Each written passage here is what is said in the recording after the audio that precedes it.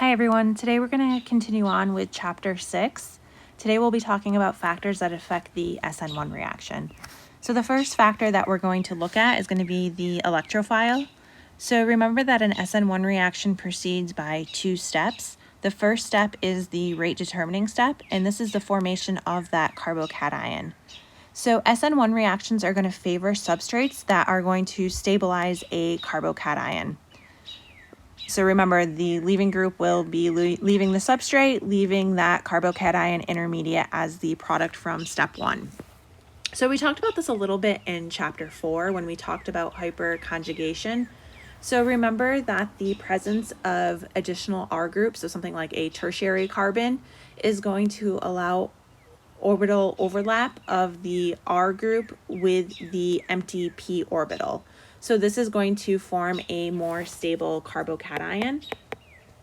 And that's really the reason behind why a tertiary carbon is ideal for an SN1 reaction. Secondary carbons will also work for SN reactions, but SN1 reactions cannot proceed via a methyl or a primary carbon atom. You also have to think about possibility of resonance, which we'll talk about in a little bit. So again, this will raise the reactivity of that carbocation intermediate. So we'll talk about both allylic or benzylic type compounds. The next factor that we're going to look at is going to be the nucleophile. So remember, for a SN1 reaction, the SN1 reaction is going to be a two-step process. That first step is that rate determining step. So that's when we're looking at the concentration of the substrate only. So since the nucleophile is not involved in the rate determining step, the type of nucleophile that we use is really going to have a very little influence on the reaction. So weak nucleophiles will work well in SN1 reactions. Some examples of weak nucleophiles are going to be, water and alcohols. Methanol is used quite a bit, and something like acetic acid. So you'll notice that the water or methanol or acetic acid, for example, can be used as both the solvent and the nucleophile, which we'll talk about in a couple minutes. Another thing we have to look at is going to be the leaving group. I'll just write it as Lg. Lg is going to be leaving group. So remember that CX bond is breaking in the rate determining step. So the better leaving group that we have, the faster the reaction will be. The leaving group ability is going to be the same as what we saw for SN2 reactions. And just remember that better leaving groups are going to be more stable anions or weaker bases. So let's look at some examples of good leaving groups. So we talked about halides with the exception of fluorine. So something like chlorine, bromine, iodine, these are all going to be good leaving groups. Some poor leaving groups, so anything that is a strong base is going to be a poor leaving group. So something like OH minus, OR minus, or minus N2, N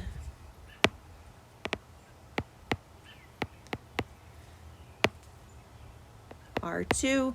So again, these are all going to be poor leaving groups, but their neutral conjugate acids would be good leaving groups. So something like water or alcohol or an amine. These are all going to be good leaving groups. So when you're looking at your substrate, in order for the reaction to proceed via SN1 or an SN2 reaction, you have to have a good leaving group. If you don't have a good leaving group, the reaction cannot proceed. Another factor that we have to look at is we have to look at solvent effect. So we talked about two different types of reactions. So we have two types of solvents. We have polar aprotic and we have polar protic solvents. So polar aprotic solvents work well for SN2 reactions.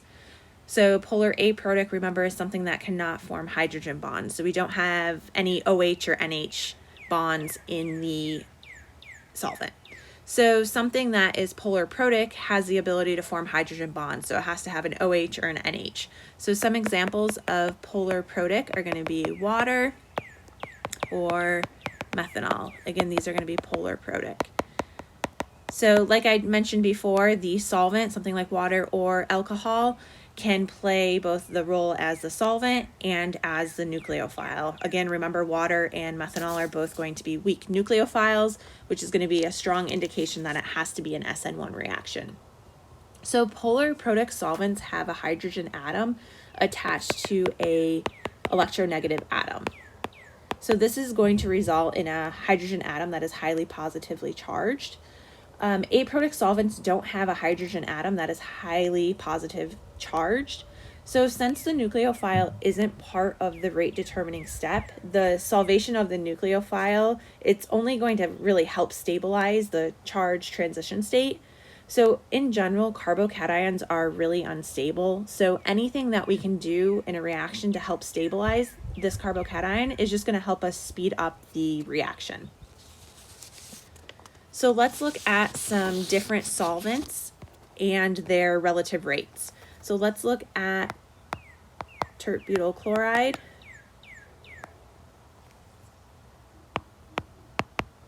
So we have the formation of this carbocation intermediate on a tertiary carbon.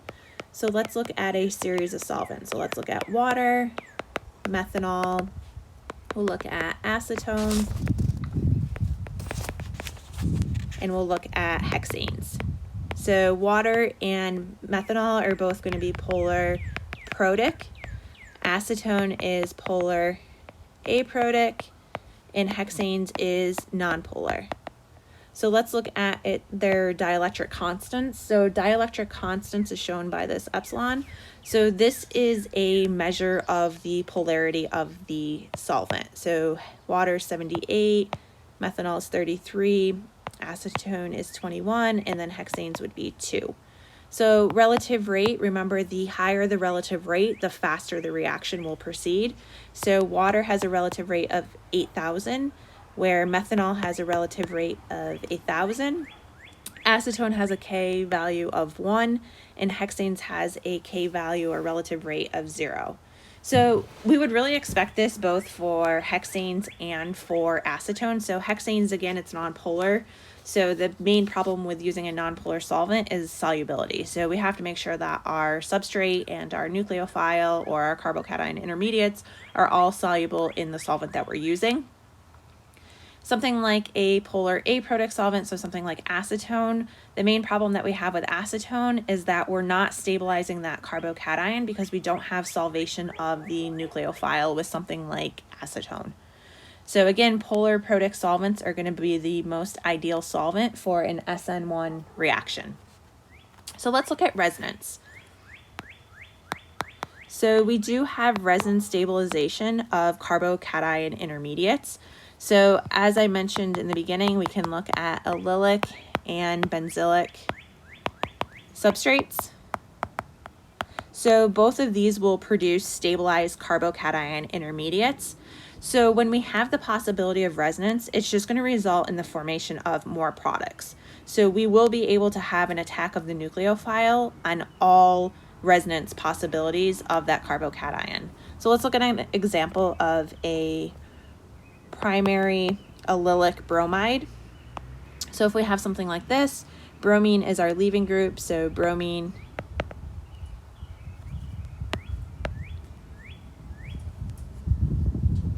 so our nucleophile here is going to be iodide. So bromine is going to leave. What we're going to be left with is something that looks like this. So our carbocation is going to be on a primary carbon. What we'll notice is that we do have possibility for resonance. So we're going to have something that looks like this species here. So what's going to happen next is we now have a carbocation on a tertiary carbon, which is more ideal than a primary carbon. So when you're looking at analysis of your data of your products, you may just notice that you have a higher percentage of an attack of the nucleophile on something that is a tertiary carbocation. So when we look at all of our products, so now that we have our first step complete, our nucleophile is going to attack in this position, and our nucleophile will also attack here. So we're going to have two different products possible. So we're going to have the formation of this product here, plus the formation of this product here. So you'll notice that I am not showing any stereochemistry in either of our products, so not here and not here. So the main reason behind that is because we don't have any stereocenters. So you do not have to show stereochemistry if there are no stereocenters. Another thing that we can do is we can have carbocation rearrangement.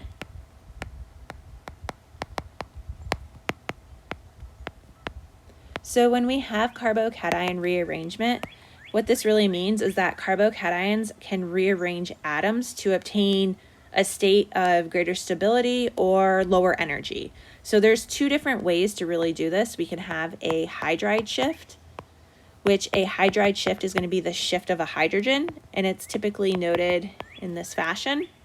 We also can have an alkyl shift. So an alkyl shift is going to be the shift of an alkyl group or an R group. So you may see it written like this or like this. So let's look at some specific examples. So let's look at the hydride shift first.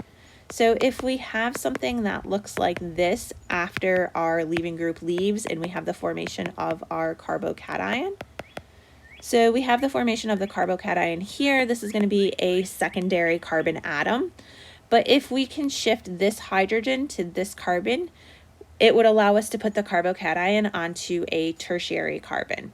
So what happens is, again, we show hydride shift like this, and we are going to have something that looks like this as our other carbocation intermediate.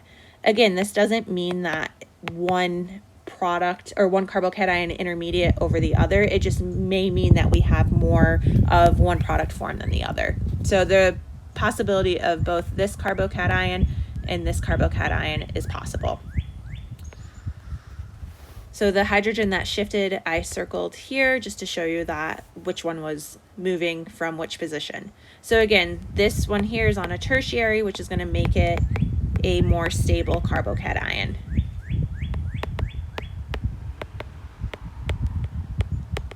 So let's look at an alkyl shift. So an alkyl shift is really the same idea. What you want to do is look if you can increase your going from like a secondary to a tertiary to increase the stability of the formation of that carbocation intermediate. So if we have something like this, so I'm going to again circle the alkyl or the R group that's leaving or shifting. So we have again a carbocation on a secondary carbon. So if we have an alkyl shift, we can put that carbocation on a tertiary carbon, which again is going to be a more stable carbocation. So again, we would have this intermediate. We would also have this intermediate. The nucleophile would attack both of those intermediates.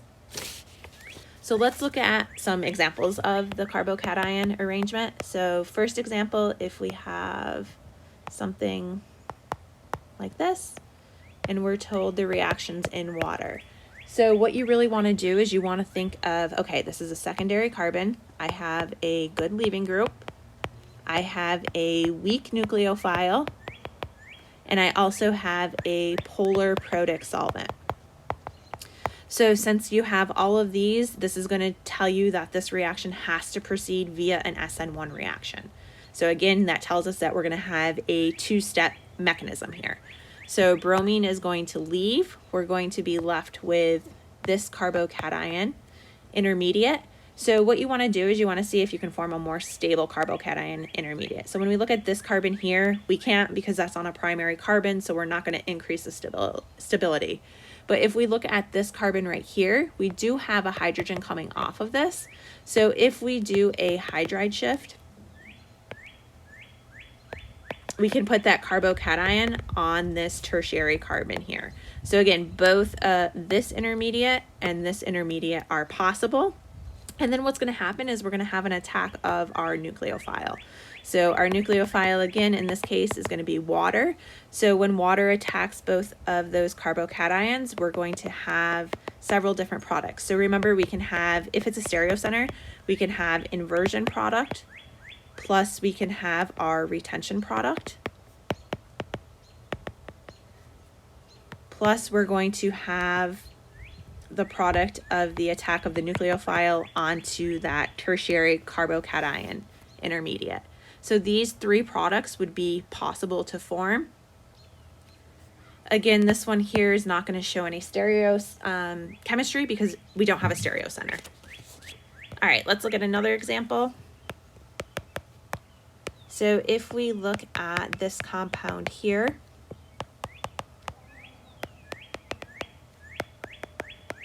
so we're told that this reaction is in water. So looking here, we see this is a primary carbon that our leaving group is attached to. So when we look at this substrate, it's really not a good substrate for an SN1 reaction or an SN2 reaction. So let's talk about SN2 first. So if we look at an SN2 reaction, we have this really bulky tert-butyl group. So that bulky tert-butyl group is going to hinder the attack by a nucleophile. So basically a nucleophile is not going to be able to get in and do a backside attack. Another factor that would tell us this is not going to be an SN2 reaction is we have the reaction done in water, which is polar protic, which is also a weak nucleophile. So we know that this cannot proceed via an SN2 reaction. So now thinking about an SN1 reaction, this is actually not a good substrate for an SN1 reaction either, because ionization is going to give us a primary carbocation. And again, we don't want primary carbocations for a SN1 reaction. So what we can do is, as our bromine is leaving, because again, bromine is going to be our leaving group, we can have an alkyl shift of this methyl group. So this methyl group is going to shift up here. So again, shift of that CH3. So what we're going to be left with is going to be this intermediate here. So we have our carbocation intermediate on a tertiary carbon. So now we're going to have attack of our nucleophile at this position. So I'll show you guys the whole mechanism for this one. So when you're doing these types of questions, it may ask you to draw the product. It may ask you to draw the mechanism. So mechanism shows the flow of electrons by using the arrows. So water is our nucleophile. It's going to attack that carbocation intermediate. Our oxygen now has a positive charge, which we know we don't want.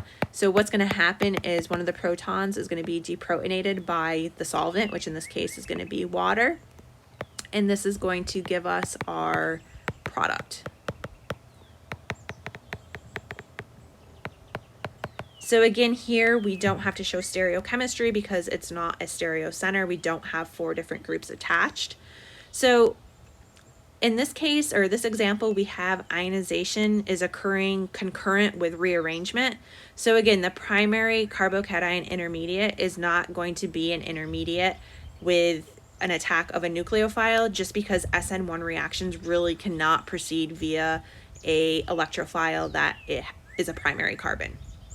So really the only products that are going to show are just going to be the rearrangement product forms. So let's summarize SN2 reactions and SN1 reactions. So again, when you're given a set of problems, what you really want to do is you want to think of the nucleophile, the substrate, the solvent, the leaving group. So when we look at SN2 reactions, we know that the nucleophile has to be strong. So strong nucleophiles, again, are going to be strong bases.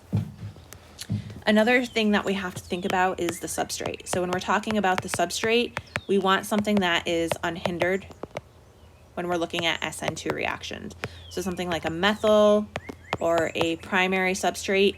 A secondary carbon atom would even work for a SN2 reactions if the nucleophile was strong and it was done in a polar aprotic solvent.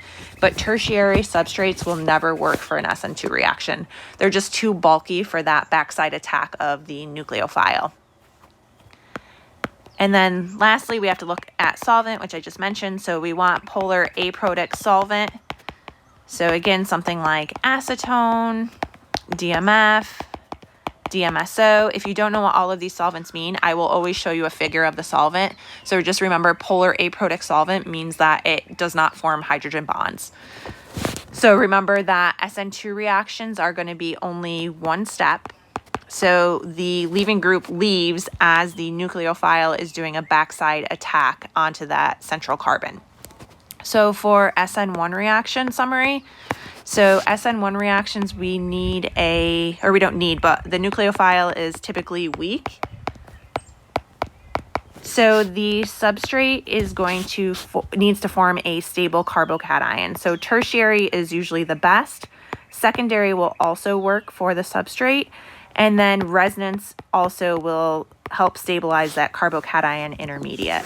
So SN1 reactions cannot proceed via a primary electrophile.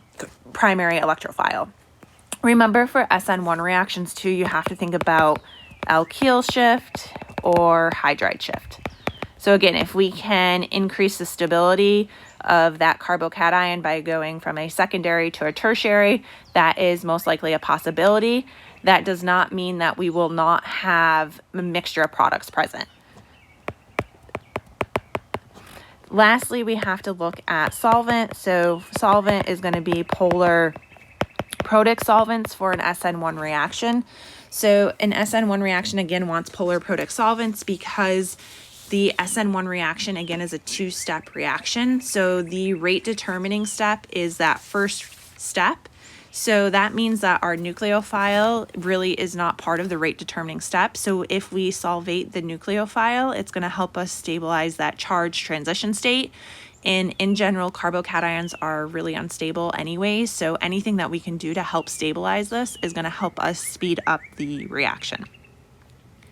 So the best way to get good at substitution reactions is going to be practice, practice, practice, practice. So try to do the drill problems without looking at the answer key, work on the homework set, do practice problems in the textbook, and then I highly recommend doing Professor Madrick's and Professor Reisenstein's old exam questions and doing their drill problems, doing their homework sets. And then just be careful what the question's asking for. So if it's asking for the product, you can just draw what the product is. If it's asking for the mechanism, you need to use those arrows to show the flow of electrons for each step. So please reach out to me with any questions. We can have a conference on Zoom. I can walk you through different reactions or mechanisms, and you can either email me or you can just set up an appointment on that. You can book me link that I set you guys a few weeks ago. I hope everyone's doing really well. I hope your remote learning is going well, and I hope you and your families are healthy. Have a great day, everyone.